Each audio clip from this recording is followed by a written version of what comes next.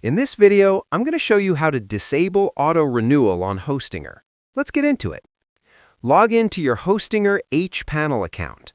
Once you're in, go to the Billing section in the left sidebar or top menu. Click on Subscriptions. You'll see a list of all your active services and hosting plans.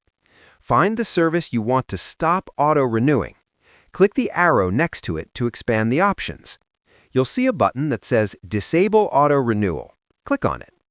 Hostinger will show you a warning about the risks of disabling auto renewal, like domain expiration or website downtime.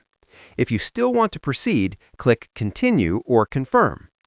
Next, Hostinger will ask you why you're disabling auto renewal. Select your reason from the drop-down or type it in the text box, then click Submit and Disable Auto Renewal. That's it. Auto renewal is now turned off. Your service will remain active until the expiration date, but it won't automatically renew or charge your payment method after that.